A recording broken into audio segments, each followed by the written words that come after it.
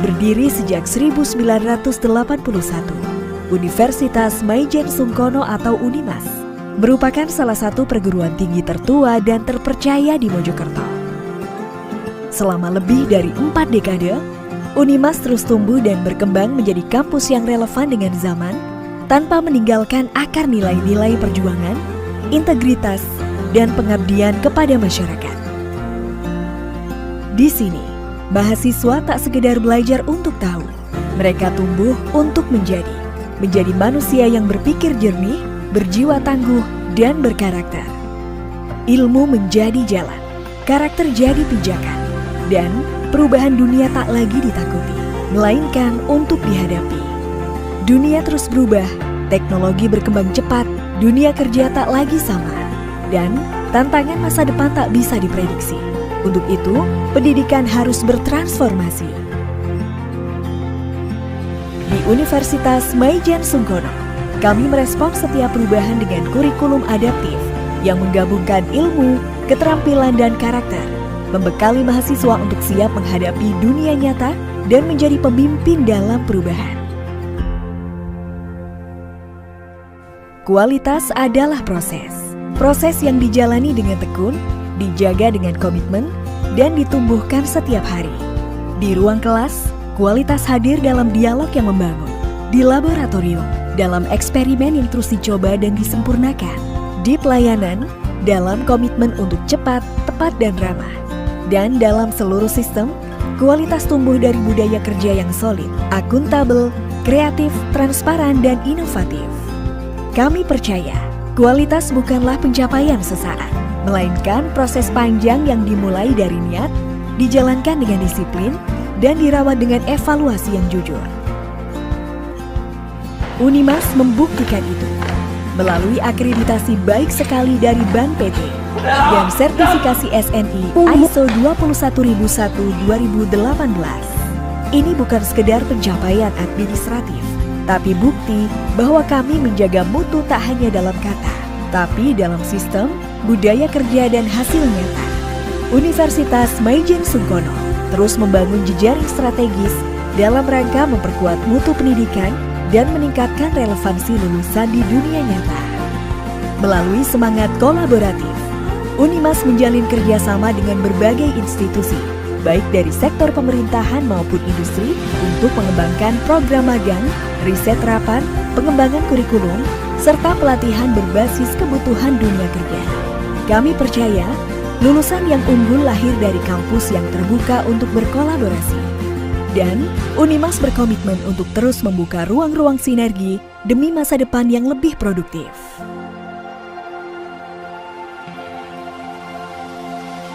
Setiap mimpi butuh langkah pertama. Setiap perjalanan butuh arah yang jelas. Dan setiap masa depan butuh tempat untuk dimulai. Disinilah semuanya bermula. Di Universitas Maijen Sungkono. Langkah pasti untuk masa depan yang berarti. Unimas Sakti, solid, akutabel, kreatif, transparan, inovatif. Unimas. Assalamualaikum warahmatullahi wabarakatuh. Salam sejahtera untuk kita semua. Perkenalkan, saya Ratih Dwi Pangestu, SH, MKN, dosen tetap pada program studi Ilmu Hukum Fakultas Hukum Universitas Maijen Sungkono, Mojokerto. Saya merupakan lulusan program Sarjana S1 Fakultas Hukum Universitas Airlangga dan program Magister Kenotariatan S2 Fakultas Hukum Universitas Airlangga. Saya diangkat sebagai dosen tetap pada tahun 2019 berdasarkan Surat Keputusan Nomor 34/YPS/NSM/2 tahun 2019. Selanjutnya pada tahun 2023 saya memperoleh jabatan fungsional akademik sebagai asisten ahli. Jabatan tersebut menjadi bagian dari komitmen saya untuk terus meningkatkan profesionalisme dalam melaksanakan Tridharma perguruan tinggi yang meliputi pendidikan, penelitian, dan pengabdian kepada masyarakat. Pada kesempatan ini saya akan memaparkan Pelaksanaan pembelajaran yang saya laksanakan sesuai dengan RPS sebagai wujud komitmen dalam menyelenggarakan proses penyelenggaraan pembelajaran yang bermutu dan berorientasi pada capaian pembelajaran mahasiswa. Dalam video ini, saya akan memaparkan pelaksanaan pengajaran hukum mata kuliah Hukum Waris Indonesia yang saya ampu pada semester 3 jenjang strata 1 program studi ilmu hukum Fakultas Hukum Universitas Bajen Sukono. Mata kuliah Hukum Waris Indonesia merupakan mata kuliah wajib berbobot 3 SKS yang membahas mengenai tentang konsep, asas, dan sistem hukum waris di Indonesia, meliputi hukum waris adat, hukum waris Islam, hukum waris pada Kitab Undang-Undang Hukum Perdata atau BW. Selain memahami teori, mahasiswa diarahkan agar mampu menganalisis dan menyelesaikan permasalahan hukum kewarisan berdasarkan ketentuan hukum yang berlaku. Capaian pembelajaran yang saya kembangkan meliputi 3 aspek utama, yaitu mahasiswa mampu memahami konsep hukum waris secara komprehensif, memiliki sikap kritis, dan menjunjung tinggi nilai keadilan serta etika profesi, dan mampu menganalisis serta memberikan solusi terhadap permasalahan hukum kewarisan. Untuk mencapai capaian tersebut, materi yang saya susun secara bertahap selama 16 kali pertemuan, dimulai dari konsep dasar dan asas hukum waris, dilanjutkan dengan pembahasan hukum waris adat, hukum waris Islam, dan hukum waris PW. Diakhiri dengan analisis berbagai studi kasus kewarisan. Metode pembelajaran yang saya gunakan adalah Problem Based Learning atau PBL. Metode ini mampu mendorong mahasiswa untuk berpikir kritis, menganalisis permasalahan, serta menemukan solusi berdasarkan ketentuan hukum yang berlaku. Pembelajaran didukung dengan media berupa slide presentasi, video pembelajaran, studi kasus, dan learning management system, yaitu sistem atau platform berbasis digital yang digunakan untuk mengelola proses pembelajaran secara daring maupun secara luring. Sebagai tambahan, pembelajaran yang saya terapkan adalah case-based learning, yaitu menganalisa dan membedah kasus hukum waris dengan menggunakan putusan pengadilan sebagai bahan diskusi. Metode ini, mahasiswa tidak hanya memahami teori, tetapi juga mampu menghubungkan teori dengan praktik penyelesaian perkara kewarisan, sehingga mahasiswa menjadi lebih aktif berdiskusi, lebih percaya diri, menyampaikan argumentasi hukum, serta menunjukkan peningkatan kemampuan analisis. Interaksi pembelajaran yang saya gunakan di dalam kelas, mahasiswa aktif berdiskusi, mempresentasikan hasil analisis kasus, serta memberikan argumentasi terhadap penyelesaian suatu perkara kewarisan. Pada materi hukum kewarisan perdata atau BW, mahasiswa diberikan studi kasus untuk menentukan ahli waris dan bagian masing-masing ahli waris. Berdasarkan ketentuan hukum waris tersebut, hasil analisis kemudian dipresentasikan dan diskusikan bersama sehingga mahasiswa memperoleh pemahaman yang lebih mendalam.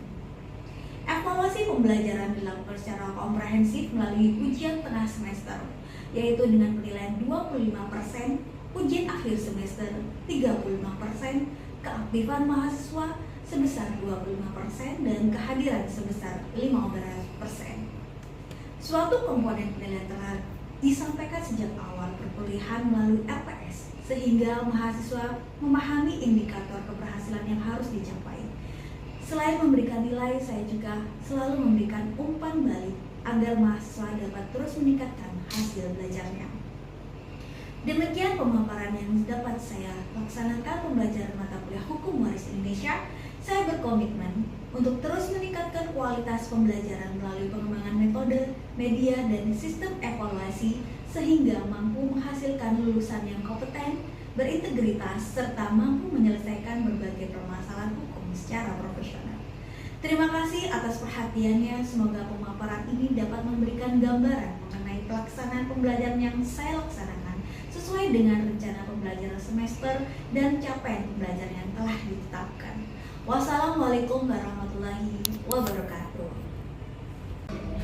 Assalamualaikum warahmatullahi wabarakatuh. Terima kasih atas waktu dan kesempatannya. Perkenalkan, saya adalah Ratih Dwi Pangestu, dosen Fakultas Hukum yang akan mengajarkan kalian semua tentang Hukum Waris Indonesia. Jadi di Hukum Waris Indonesia ini harapannya mahasiswa dapat memahami secara sistematis kewarisan, kedudukan ahli waris, dan penyelesaian permasalahan waris di Indonesia. Sebelum itu kita akan mempelajari tentang capaian pembelajaran hukum waris di Indonesia pada saat semester awal sampai di akhir ya nantinya. Di situ kita akan membahas tentang pencapaian pembelajaran mata kuliah untuk bisa menjelaskan konsep hukum waris. Yang kedua adalah memahami untuk unsur-unsur kewarisan. Ketiga, menganalisis sistem hukum waris di Indonesia. Yang keempat, membandingkan hukum waris perdata Islam dan juga hukum adat. Kelima adalah menyelesaikan permasalahan hukum waris secara kasus. Di dalam perkuliahan nanti ada komposisi penilaian, di mana nanti kita akan membaginya dengan diagram seperti yang disampaikan di template ya. Bawahnya ada 25% untuk penilaian UTS, 15% tentang kehadiran, 35% tentang nilai ujian akhir semester, dan yang terakhir 25% untuk klasifikasi penilaian tugas atau presentasi nantinya. Bisa kelompok dan juga bisa individu. Dalam perjalanan mata kuliah kita nanti akan ada tahapan tentang 16 kali pertemuan, di mana 2 diantaranya kita menghadapi ujian tengah semester dan ujian akhir semester. Di tahap pertama kita akan memahami tentang dasar-dasar hukum waris, kedua tentang sistem kewarisan di Indonesia, ketiga kita akan masuk ke dalam analisis permasalahan hukum waris, keempat tentang penerapan dan evaluasi, yang terakhir kita akan menghadapi ujian akhir semester.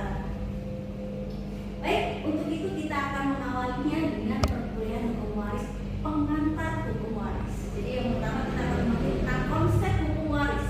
Hukum waris merupakan aturan hukum yang mengatur tentang perpindahan hak dan kewajiban seseorang yang meninggal dunia kepada pihak yang berhak terhadap penerimaannya. Itu ahli waris yang kita sebutkan. Yang pertama adalah kita menghadapi tentang pengantar hukum waris dan konsep dasar hukum waris. Jadi tadi kita sudah membahas tentang konsep, kemudian kita akan membahas tentang unsur-unsur hukum waris. Yang pasti ini adalah saling perlekatan, yaitu secara hukum waris harus ada pewaris yang pertama. Kedua adalah harta warisan. Ketiga, ahli waris. Siapa pewaris? Pewaris adalah orang yang meninggal dunia, yang meninggalkan harta warisan, dan juga ada ahli waris. Disebutlah ini adalah unsur-unsur hukum waris. Jika salah satu unsurnya ini tidak terpenuhi, maka tidak tercapainya lah hukum waris yang akan dibagikan. Yang kedua tentang perbandingan sistem hukum waris di Indonesia. Kita ketahui di dalam hukum Indonesia, pewarisan hukum Indonesia ini terbagi menjadi 3 aspek hukum pewarisan. Yang pertama hukum waris perdata, kemudian ada hukum waris Islam, ketiga ada hukum waris adat. Nanti kita akan bedah masing-masingnya. Baik, yang ketiga tentang memahami kedudukan ahli waris. Nah, di sini kita memahami ya tentang menentukan struktur keluarga, hierarki, prioritas pihak yang berhak menerima warisan berdasarkan ketentuan hukum. Jadi nanti kita akan mengklasifikasi apakah itu adalah hukum waris Islam, hukum waris perdata, ataukah hukum waris adat. Kemudian kita akan memahami objek warisan dan skema pembagian hartanya. Di dalam hukum waris pasti ada harta atau utang nantinya yang kita akan bahas. Siapa yang akan menjadi pengoperan mengalami hak tanggung jawabnya, maka kita akan membahas tentang harta warisan. Di situ adalah objek warisan dan harta peninggalan dengan identifikasi aset kewajiban-kewajibannya. Jadi kita akan mengidentifikasi tentang harta terlebih dahulu. Harta apa yang akan dibagikan? Karena di dalam keperdataan kita itu ada harta dibagi menjadi 2, yaitu harta bersama dan harta bawaan, harta asal. Jadi kita klasifikasi, kemudian kita keluarkan mana yang menjadi bagian harta waris setelah dikurangi tentang biaya-biaya pengobatan, kematian, pemakaman, dan sampai timbulnya kewajiban hutang, maka sudah selesai kita bagikan kepada ahli waris. Kemudian ada alur penyelesaian sengketa waris ya. Ketika ada suatu sengketa, pasti kita akan mengenai kasus posisinya terlebih dahulu, terjadinya bentrok antara bagian hak dari ahli waris satu dengan ahli waris yang lain. Kemudian di situ ada proses yang namanya penyelesaian sengketa melalui mediasi maupun litigasi ya. Ada non litigasi dan ada juga litigasi. Litigasi itu penyelesaian melalui proses sidang atau pengadilan. Kalau di hukum waris Ya, benar, pengadilan agama. Kalau pengadilan yang negeri itu untuk pewaris yang beragama non-Islam, gitu ya. Baik, penerapan kasus nih. Kalau kita membedah penyelesaian tentang kasus-kasus waris yang ada di Indonesia, mungkin di sini mahasiswa mungkin ada yang ditanyakan tentang permasalahan kasus yang telah terjadi atau polemik-polemik yang pernah Anda tahu, mohon kita diskusikan pada hari ini. Mbak, silakan Mbaknya. Ada pertanyaan, Masnya? Oh ya, nama siapa? Nama saya Muhammad Fahri Yoga. Ya, Saya silakan. bertanya, bagaimana kedudukan hukum ahli waris ketika si pewaris ini memiliki hutang, lalu hutangnya ini melebihi dari warisan yang ditinggalkan. Baik. Begitu. Bagus sekali pertanyaan, kita kasih aplaus dulu.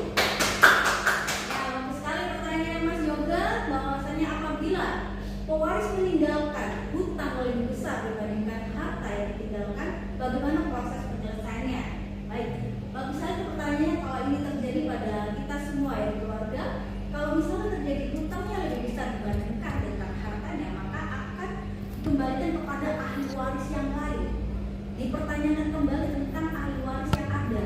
Misalnya orang tua, ponakan, paman dan segalanya itu masih ada dikumpulkan sebagai musyawarah keluarga. Ketika semuanya dinyatakan tidak mampu terhadap hutang-hutang yang ditanggung si pewaris, maka akan dikembalikan kepada negara. Jadi melalui hutang balai harta peninggalan, dia akan menyusun aset baik pun itu hutang maupun pasifal yang terjadi ketika itu adalah harta peninggalan. Ketika yang ditinggalkan adalah harta itu berupa sertifikat atau tanah dan bangunan, dan juga utang-utangnya nanti akan disusun dan dikeluarkan. Kalau misalnya cukup untuk membayarkan hutangnya, maka itu sudah terbayar. Seperti itu. Baik, ada lagi yang ditanyakan? Silakan Masnya. Nama saya Andre, Bu. Saya mau bertanya, dalam hukum waris Indonesia, dalam pembagian waris, apakah ada perbedaan antara anak laki-laki dan anak perempuan? Baik, bagus sekali pertanyaan Masnya Andre. Baik, Mas Andre bertanya, apakah kedudukan anak laki-laki dan anak perempuan itu sama untuk waris hukum di Indonesia? Tentu saja berbeda untuk sistem hukum warisnya. Kalau kita lihat dari hukum waris Indonesia yang berdasarkan sistem pewarisan Islam, maka kedudukan anak laki-laki dengan anak perempuan itu berbeda. Begitu juga dengan hukum adat. Adat itu dilihat dari matrilineal atau parental, waris dari sistem hukum mana yang diambil. Kalau hukum waris perdata, maka kedudukan anak laki-laki dan kedudukan anak perempuan itu adalah sama. Kedudukannya mereka mempunyai bagian yang sama. Kemudian kalau hukum waris Islam ada yang namanya teori rekoin ya. Rekoin ini membandingkan tentang anak laki-laki yang mendapatkan 2, sedangkan perempuan mendapatkan bagian 1, 2/1. Di situ ada filosofinya kenapa terjadi seperti itu. Kalau perdata tadi sudah, Islam juga sudah, sedangkan adat. Di suku Bali kita mengenal tentang patrilineal. Jadi anak laki-laki akan mewarisi seluruh harta peninggalan dari suku Bali, misalnya seperti itu. Minangkabau akan menjadi warisan, harta itu jatuh kepada anak perempuan karena mereka menganut sistem matrilineal. Kalau di parental di Jawa, antara laki-laki dan perempuan mereka mempunyai kedudukan yang sama. Jadi apakah kedudukan laki-laki dan perempuan berbeda? Tentu sesuai dengan sistem hukum waris mana yang mengaturnya. Baik, cukup, mungkin ada yang ditambahkan? Ya, terima kasih, Bu. Terima kasih. Siap, silakan. Mbak siapa namanya? Saya Kanesha, izin bertanya bagaimana kedudukan hukum anak tiri dalam sistem hukum di Indonesia. Sistem hukum waris di Indonesia apakah sama dengan anak kandung? Baik, terima kasih. Pertanyaannya tolong dikasih aplaus buat Mbak. Oke, apakah kedudukan anak tiri sama dengan anak kandung pada sistem hukum waris di Indonesia? Ada yang tahu? Mungkin ada yang bisa menjawab pertanyaan Mbak Vanessa? Bisa, Bu. Baik, betul sekali. Karena kedudukan anak kandung dengan anak tiri itu berbeda.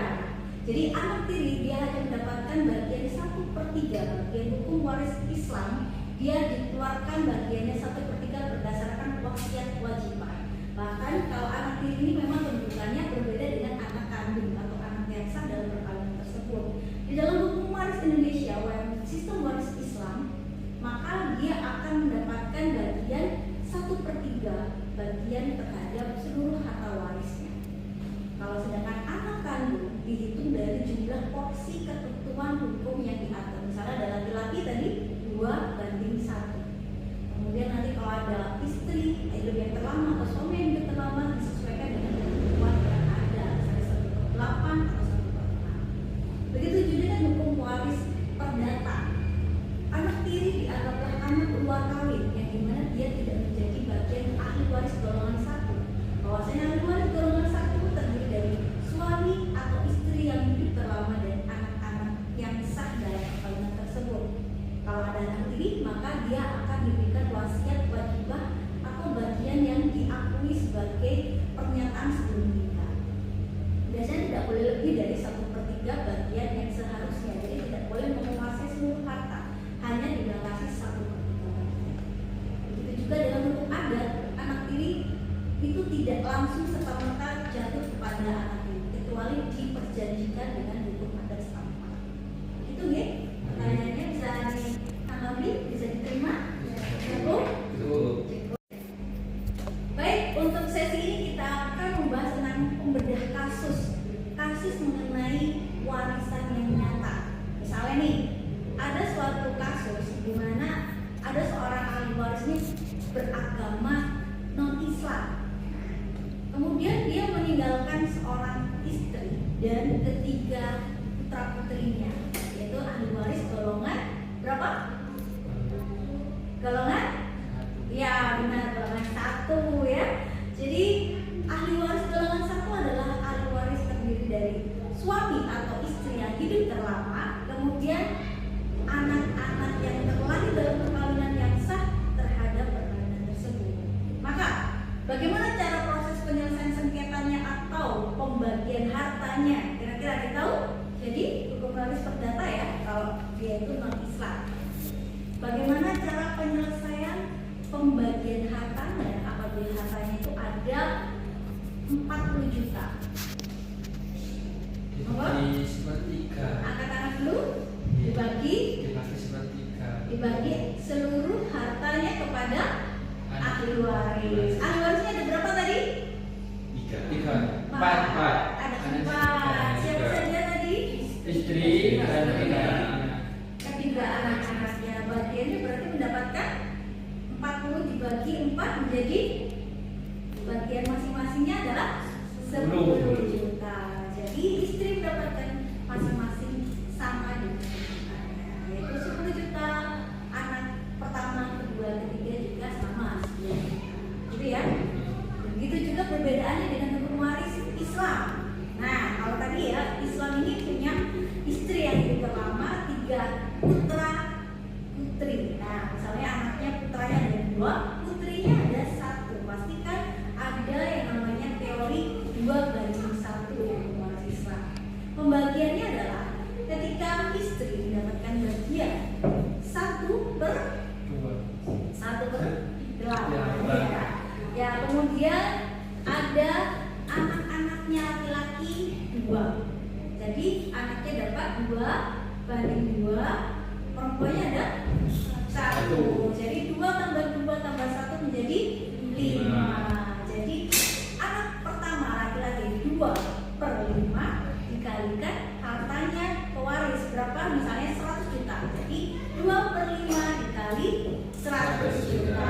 Laki-laki yang kedua 2/5 dikalikan 100 juta. Yang terakhir perempuan 1/5 dikalikan 100 juta. Begitu juga dengan bagian dari istri yang sudah dirindukan. Gitu ya. Ada lagi mungkin yang ditanyakan tentang kasus hukum penyelesaian pembagian harta waris? Cukup? Baik, terima kasih. Kalau begitu kita akan mendapatkan kesimpulan ya dari perkuliahan hari ini. Jadi diharapkan semua mahasiswa hukum waris ini memahami tentang keberadaan hukum waris untuk keadilan, kepastian terhadap perpindahan hak tanggung jawab dan perlindungan hukum bagi setiap pihak. Jadi kita akan belajar tentang hukum waris ini, kita akan belajar tentang kepastian hukum, tentang keadilan, dan juga tentang hak dan kewajiban masing-masing ahli waris.